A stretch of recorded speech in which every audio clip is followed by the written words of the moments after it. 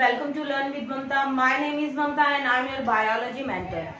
So today we are going to start a new unit that is genetics and evolution.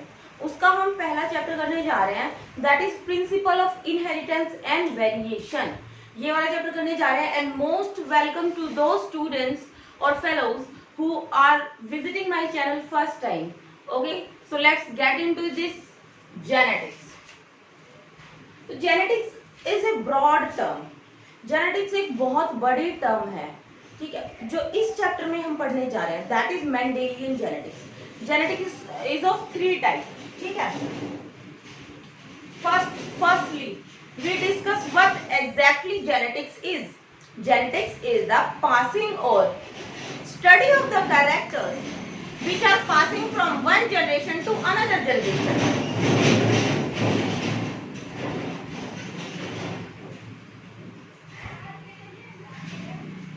Genetics is in simple way, genetics is the study of inheritance and variation. What is inheritance? What is variation? ये नाम से थोड़ा बहुत idea हो गया होगा आपको, but we will discuss it later in this. Okay, तो genetics simple वो है. Genetics is of 3 types. First one is Mendelian genetics, that is principle of inheritance and variation.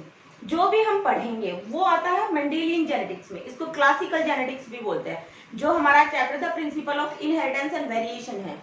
जो सेकंड है मॉलिक्यूलर जेनेटिक्स, वो मॉलिक्यूलर जेनेटिक्स है जो molecules वगैरह के बारे में और बेसिक्स के बारे में पढ़ेंगे. वो कौन सा अगला चैप्टर है, that is molecular genetics.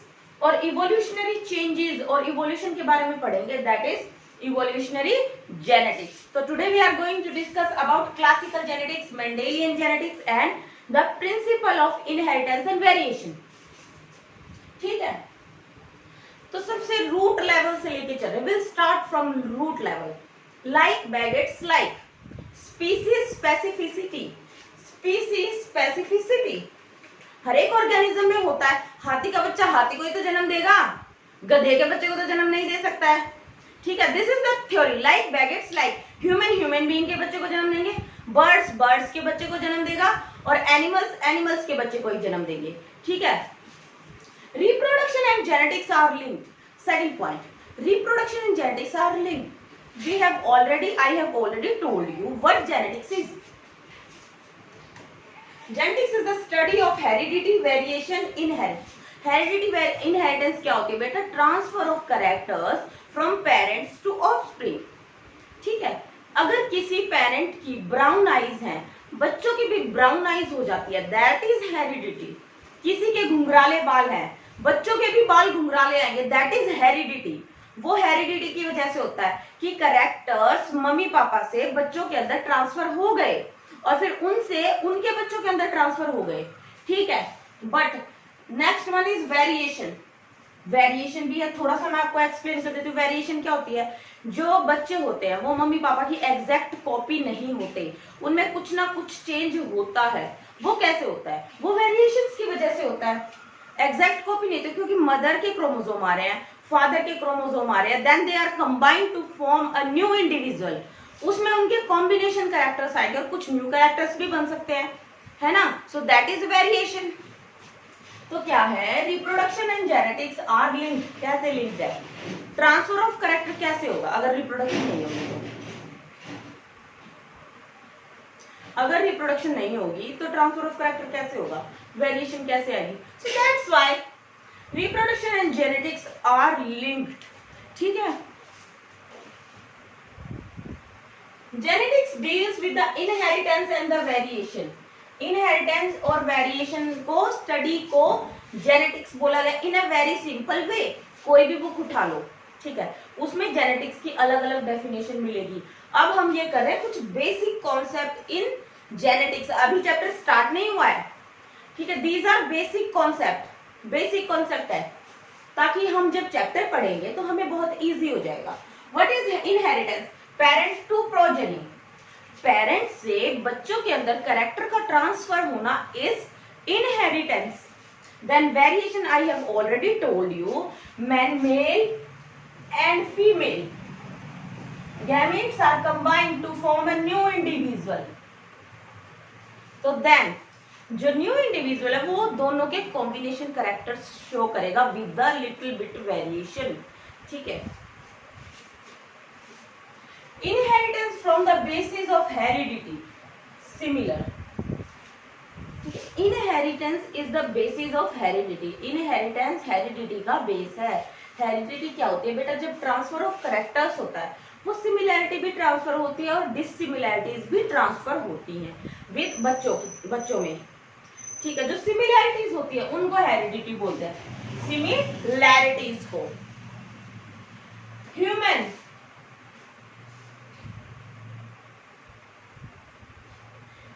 In 8000 to 1000 BC, अब ये यहाँ पे गलत नहीं लिखा हुआ है, ठीक है। कई लोग सोचेंगे कि 8000 to 10,000 होगा, नहीं, 8, क्योंकि जब BC में जाते तो टाइम पीछे चलता है, ठीक है, पीछे की तरफ चलता है, तो ये बिल्कुल ठीक लिखा हुआ है यहाँ पे। 8000 to 1000 BC before Christ, known that one of the cause of variation is hidden in the sexual reproduction। जो पहले के लोग थे उनको इतना ज्ञान तो था कि जो वेरिएशंस है वो किसकी वजह से, सेक्सुअल रिप्रोडक्शन की वजह से, यानी कि जो वेरिएशंस का जो राज छुपा है वो सेक्सुअल रिप्रोडक्शन में ही है। बहुत पहले बिफोर क्राइस्ट पता है उनको कि है, then they are trying to artificially fertilize दो स्पीशीज। आगे पढ़ते हैं हम। Artificial domestication of ancestral wild cows, Sahiwal, made in Punjab. Punjab में एक सहीवाल काउ बनाई गई थी। वो कैसे बनाई गई थी, वो ब्रीड थी, ठीक है। उनको पता था कि इसकी वजह से ही कुछ अच्छा निकलेगा, तो वो प्रैक्टिसेस परफॉर्म करते थे, उसी का ही रिजल्ट है सहीवाल काउ, ठीक है। डोमेस्टिकेशन ऑफ एनिमल्स, जैसे कि मान लो कोई गाय ज्यादा दूध दे रही है, ठीक है, या फिर कम दूध दे रही है, ऐसी ब्रीड को सिलेक्ट करना जो सबसे ज्यादा और अच्छी क्वालिटी का और अच्छी क्वांटिटी में दूध देती है। Then we will select the male that is more masculine and more strong. We cross them and we get the breed. जो हमें मिलेगी वो दोनों के कॉम्बिनेशन से सुपर ब्रीड मिलेगी, ठीक है। तो that is Sahiwal cow made in Punjab. तो उनको पता था, वो तब से चलती आ रही है कि सेक्सुअल रिप्रोडक्शन की वजह से ही वेरिएशंस होती हैं, ठीक है। Only little knowledge about scientific knowledge, जो बेटा साइंटिफिक नॉलेज थी ना, जो साइंटिफिक नॉलेज थी वो बहुत ही लिटिल बिट नॉन थी उनको, बट उनको बेसिक कॉन्सेप्ट पता था, ठीक है। साइंटिफिक नॉलेज की कमी की वजह से वो ज्यादा मतलब इलेबोरेट नहीं कर पाए उस चीज को। One second,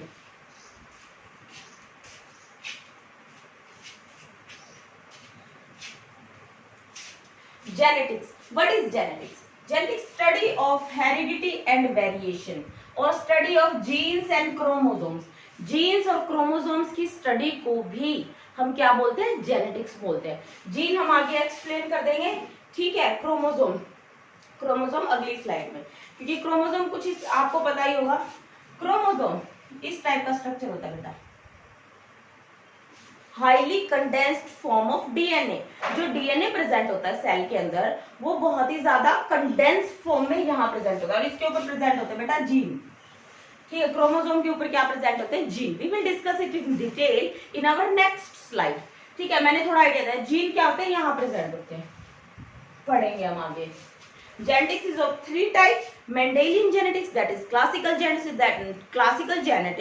that we are doing right now. The principle of inheritance and variation में जितना भी हम पढ़ेंगे वो किसकी वजह से पढ़ेंगे, मेंडल अंकल की वजह से। मेंडल कौन है, फादर ऑफ जेनेटिक्स। मेंडेलियन और क्लासिकल जेनेटिक्स, अगली जेनेटिक्स होगी जो अगला चैप्टर करेंगे मॉलिक्यूलर बायोलॉजी, वो किसका होगा, मॉलिक्यूलर जेनेटिक्स का होगा। And next chapter is evolutionary genetics, उसमें हम स्टडी करेंगे इवोल्यूशन कैसे होता है, ठीक है। Then variation, differences between parent and offspring. हर बार ऐसा नहीं होता कि जैसे एग्जैक्ट पेरेंट है वैसे ही बच्चे पैदा हों।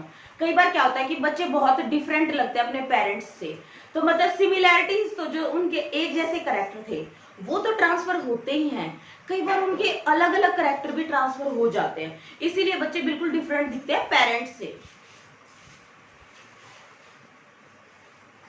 Inheritance, Transmission of character from parents to offspring. Inheritance is transmission of characters from parents to offspring. Alleles और एलिलोमॉर्फ जीन, सबसे पहले हम पढ़ते हैं बेटा जीन को, ठीक है, उसके बाद हम पढ़ेंगे एलील को।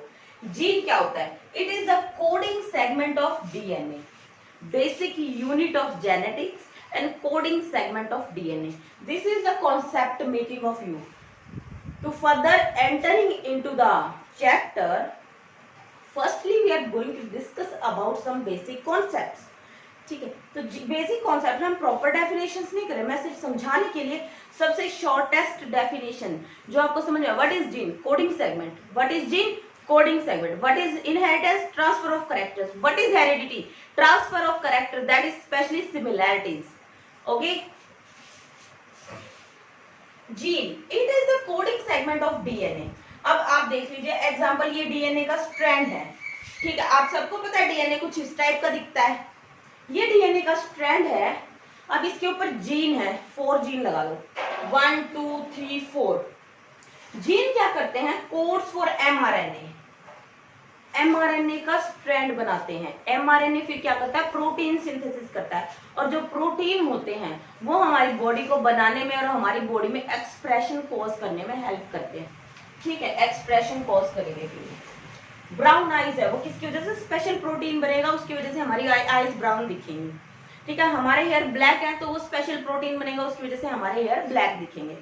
तो ये क्या है? 1 2 3 4 4 जीन्स हैं जो एमआरएनए को कोड करेंगे। एमआरएनए फिर किसको कोड करता है? प्रोटीन को कोड करता है, और प्रोटीन फिर शरीर में एक्सप्रेशन दिखाते हैं। सो दिस इज दी, और जो if some portion is not coding, अगर मान लो फॉर एग्जांपल ये वाला है, ये किसी एमआरएनए को कोड नहीं कर रहा है, किसी एमआरएनए को कोड नहीं कर रहा है, तो क्या होगा? Protein, then we won't call it a gene, we will not call it a gene because it's not coding for anything, किसी चीज के लिए कोड कर ही नहीं रहा है, तो फिर हम उसको कोडिंग मतलब जीन नहीं बोलेंगे, ठीक है। I hope you understand the concept of gene. ऐसे जीन होता है, जीन एमआरएनए बनाएगा, ठीक है, एमआरएनए क्या करेगा? प्रोटीन बनाएगा, प्रोटीन एक्सप्रेशन दिखाएगा बॉडी के अंदर, और कोडिंग है तो वो जीन है, अगर नॉन कोडिंग है तो we won't call it gene. Allele, अब देखते हैं बेटा एलील, जैसे कैपिटल टी है और स्मॉल टी है। अब एक जीन है, जैसे मान लो ये जीन है नंबर 1 वाला, बेटा ये हाइट को कोड कर रहा है, हाइट। अब कुछ लोग होते हैं जो बहुत लंबे होते हैं, कुछ लोग होते हैं जो बहुत छोटे रह जाते हैं। वो क्यों होता है? वो बेटा हाइट का जीन है, ठीक है। एक मदर और फादर ने मिलके एक ऑफस्प्रिंग बनाया, तो जो जीन ट्रांसफर हुआ वो हाइट वाला हुआ। तो हाइट वाले में बेटा 2 एलील्स होते हैं, alternative forms of a gene. The alternative forms of a gene, alternative forms. अब ये हाइट का जीन है तो इसमें कैपिटल टी भी है, इसमें स्मॉल टी भी है। बेटा जो कैपिटल टी होगा, कैपिटल टी, वो टॉलनेस को कॉज करेगा, टॉलनेस को, और जो ये स्मॉल टी है ये ड्वार्फ, ड्वार्फ को मतलब ड्वार्फ कैरेक्टर के लिए कॉजिंग है, ठीक है। तो जीन कौन सा है? हाइट का। 2 अल्टरनेटिव फॉर्म्स है, टॉल एंड ड्वार्फ। किससे रिलेटेड है? रिलेटेड तो ये हाइट से ही है, तो ये क्या है? Alleles of gene T, T gene के अलील है ये, capital T and small T, ठीक है। दीज आर अलील और अलीलोमॉर्फ्स, जैसे कैपिटल टी और स्मॉल टी, एक जीन है हाइट का, उसके 2 अल्टरनेटिव फॉर्म्स है, capital T and small T. I hope you will get this point, that is capital T and small t. Capital T and small t, capital T is for tallness, small t is for dwarfness, and these two, capital T and small t, these two are alleles of a single gene. कौन सा gene? Height वाला, उसके 2 अलील हैं। अलील समझ में आया आपको? ठीक है, जीन समझ में आया? कोडिंग सेगमेंट ऑफ डीएनए, एक जीन है, उसकी 2 अल्टरनेटिव फॉर्म्स हैं, tallness, dwarfness, blackness, whiteness, brown hair, black hair, eyes का colour brown, black, You got my point? So this is all about basic concept. So let's get into this chapter.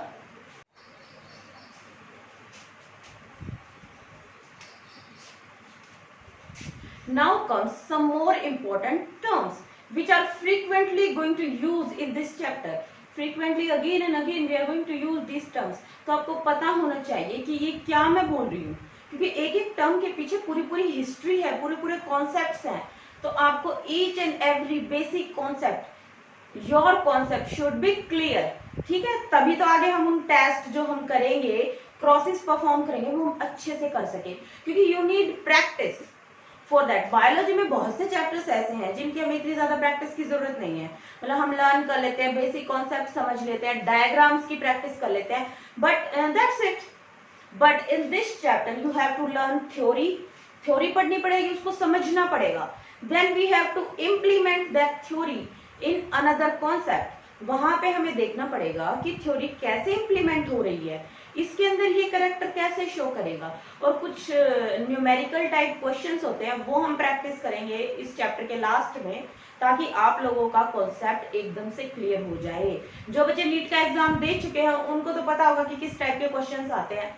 +2 में भी कई बार इस type के questions आ जाते हैं, but आपको आना चाहिए. जो बीमारियां हैं, थैलेसीमिया है, जो ब्रीडर्स डिजीज है, ये सब कैसे ट्रांसफर होती है पेरेंट्स से ऑफस्प्रिंग में, तो वो सब हम बाद में डिस्कस करेंगे. अब चल रहे बेसिक कॉन्सेप्ट्स, तो स्टे ट्यून एंड याद रखो इन सब कॉन्सेप्ट को.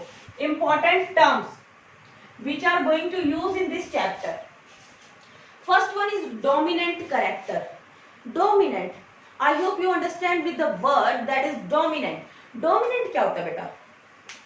क्लास में बहुत से बच्चे होते हैं, बट एक बच्चा ऐसा होता है जो पूरी क्लास को हैंडल कर सकता है. That was a monitor, that is monitor. तो monitor is dominant in the class. बच्चे सारे एक जैसे हैं, बच्चे सारे एक लेवल पे हैं, एक एज के हैं, तो बट एक स्टूडेंट सबको कंट्रोल कर सकता है. या फिर कई बार हम देखते हैं कि बहुत से बच्चे ऐसे होते हैं जो शाई होते हैं, बैठे रहते हैं, पर कई ऐसे होते हैं एक्सप्रेसिव से. Those are dominant one. वो डोमिनेंट होते हैं क्लास में. जाते ही टीचर को पता चल जाता है कि these students are dominant in the class. ठीक है, कई ऐसे होते हैं उनको आता होता है क्वेश्चन का आंसर, बट वो बता नहीं पाते हैं. कई ऐसे होते हैं बता देते हैं, तो दैट इज डोमिनेंट. एक जगह को डोमिनेट कर रहे हैं. ठीक है, अब इस कॉन्सेप्ट को अच्छे से समझते हैं. The character which is expressed. Line लगी है, धक्का मुक्का मार के सीधा सबसे आगे जाके खड़ा हो जाएगा. ठीक है, सबसे आगे जाके खड़ा हो जाएगा. क्यों? उसने दूसरों को हटा दिया, साइड कर दिया, भाई तुम हटो मैं जाऊंगा आगे. जैसे तैसे उसने किया. सो दैट इज डोमिनेंट, क्योंकि उसने दूसरों को दबा दिया, दूसरों को बोलने ही नहीं दिया. डिबेट होता है जब, कुछ स्टूडेंट्स ऐसे होते हैं जो सिर्फ बोलते जाते, दूसरे को बोलने का मौका ही नहीं देते. So that is dominant. I hope you understand this concept, but in technical language, let's see. The character which is expressed, it indicate with the capital letter. उसको capital letter से show किया जाता है. That is this. This is dominant. Dominant. Dominant जैसे हमने height का gene पढ़ा था, T, तो उसमें जो कैपिटल टी है और स्मॉल टी है, कैपिटल टी किसके लिए था? टॉलनेस के लिए. वो क्या है? डोमिनेंट है. डोमिनेंट है, वो शो करता है, वो एक्सप्रेस करता है वो कैरेक्टर. और जो ये होता है, दिस इज रिसेसिव. अब पढ़ते हैं रिसेसिव को. Recessive character, these characters are which are suppressed, जिनको हमने साइड कर दिया है. दोस कैरेक्टर्स जो हमने साइड कर दिए हैं. एक बच्चा आगे निकल गया और दूसरे बच्चों को हटा के, जिन बच्चों को हटाया है, दोज आर सप्रेस्ड, उनको दबा दिया गया है, तो उनको क्या बोलेंगे? रिसेसिव. रिसेसिव जो आगे चला गया. ये मैंने आपको एग्जाम्पल के लिए बताया है. इसका मतलब ये कि सच में कोई स्टूडेंट दूसरों को धक्का देके आगे चला जाए. No, it's not like that. मैं आपको ये कहना चाह रही हूं कि एक्सप्रेस करता है, सारे बैरियर्स को ओवरकम करके वो कैरेक्टर एक्सप्रेस करता है. अगर कोई बच्चा 7 फुट का है या कोई इंडिविजुअल 7 फुट का लड़का है, तो आप उसको एक बार नोटिस जरूर करोगे कि 7 फीट हाइट है इसकी, इतना लंबा लड़का. ठीक है, क्योंकि उसमें टॉलनेस का जो जीन है वो एक्सप्रेस बहुत अच्छे से हुआ है. एक्सप्रेस बहुत अच्छे से हुआ है. अब कोई मान लो बहुत लिमिट सी हाइट में कम है, जैसे मेरी भी हाइट इतनी ज्यादा नहीं है, कोई और ज्यादा कम हाइट का है, अपनी क्लास में भी मेरी हाइट बहुत छोटी थी। अगर कोई हाइट में छोटा तो सब उसको बोलते हैं कि तुम्हारी तो हाइट छोटी है, तुम्हारी तो हाइट छोटी है, छोटू छोटी, बहुत कुछ बोलते हैं उस बच्चे को। तो it is not good, it comes under bullying, so don't do that. पर मैं आपको ये बताना चाह रही हूँ कि अगर कोई छोटा है तो उसमें क्या है कि डॉर्फनेस का करेक्टर आया है। डॉर्फनेस मतलब कि स्मॉल टी एक्सप्रेस हुए हैं, रेयरली एक्सप्रेस होते हैं, ये एक्सप्रेस हुए हैं, इस वजह से वो डॉर्फनेस का करेक्टर शो हुआ है। क्योंकि यहाँ पे कैपिटल टी तो है ही नहीं, तो इनको दबाने वाला कोई नहीं है, दोनों छोटे छोटे हैं, तो वो एक्सप्रेस करेंगे, वो अच्छे से एक्सप्रेस करेंगे अपना कैरेक्टर, दैट इज डॉर्फ। ठीक है, जैसे कोई पौधा है वो टॉल हो जाता है, कोई दूसरा पौधा वो डॉर्फ है। अगर दोनों डॉर्फ, क्योंकि जो क्रोमोसोम होता है आपको पता है वो पेयर में होते हैं, क्रोमोसोम किस में होते हैं, पेयर में होते हैं। ठीक है, अगर ये कैपिटल टी है और ये स्मॉल टी है, तो ये क्या है, ड्वार्फ, ये क्या है, टॉल।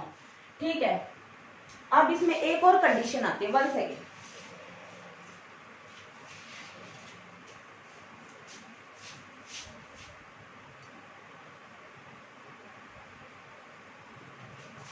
इसमें एक और कंडीशन आती है,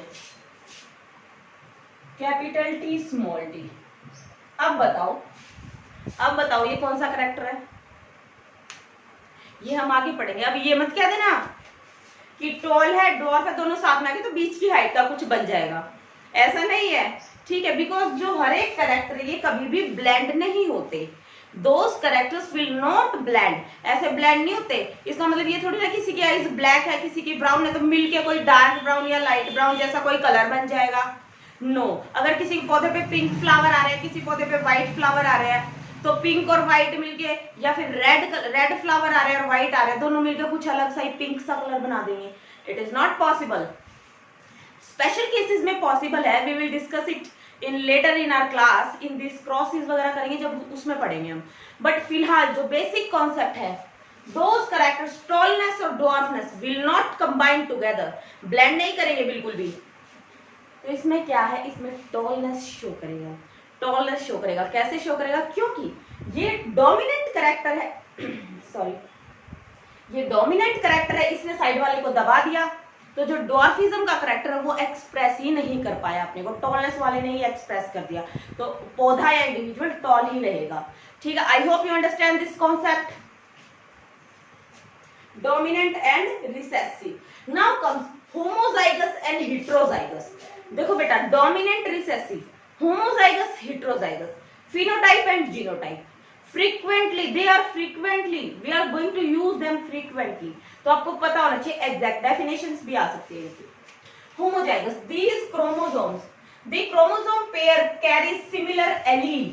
मैंने आपको बताया था एक जीन है उसकी जो अल्टरनेटिव फॉर्म्स है, जैसे क्या टी और टी, ये क्या है, इसके अलील है जीन के, तो क्या है कि carry similar allele, that is T T, small T, yellow, और जो स्मॉल वाई आएगा वो ग्रीन कलर के लिए है।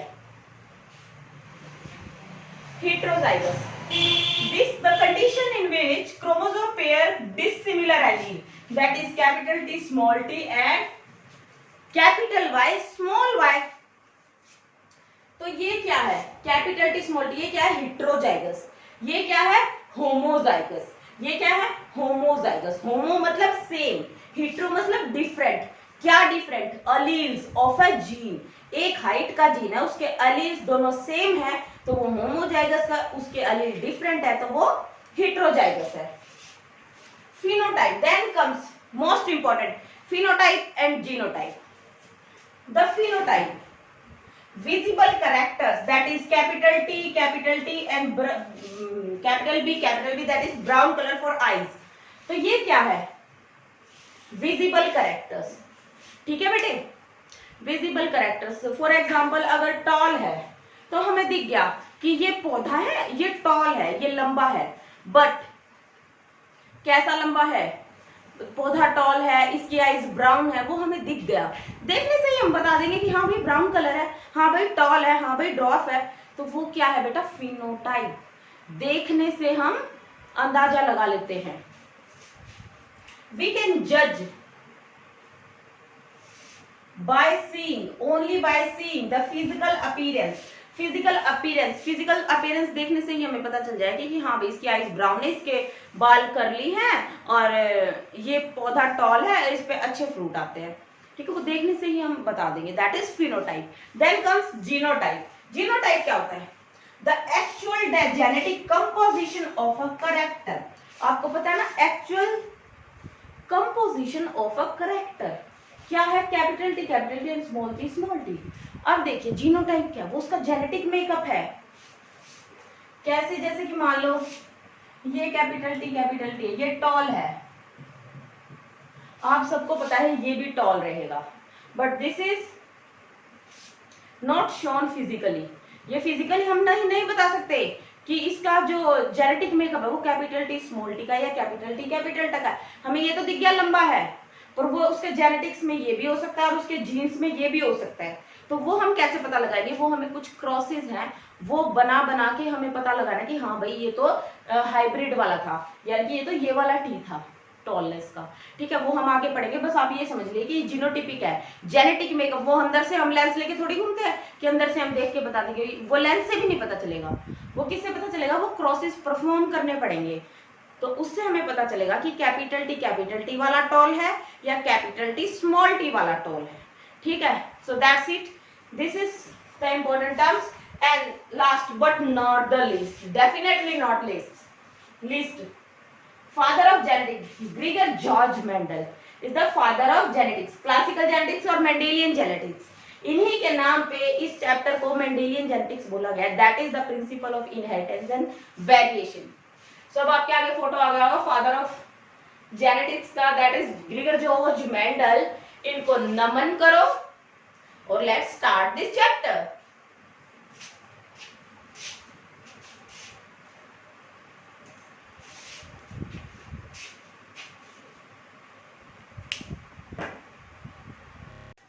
That's it for this class. Thank you so much. Please hit that like button and do subscribe my channel. Stay tuned for another amazing video.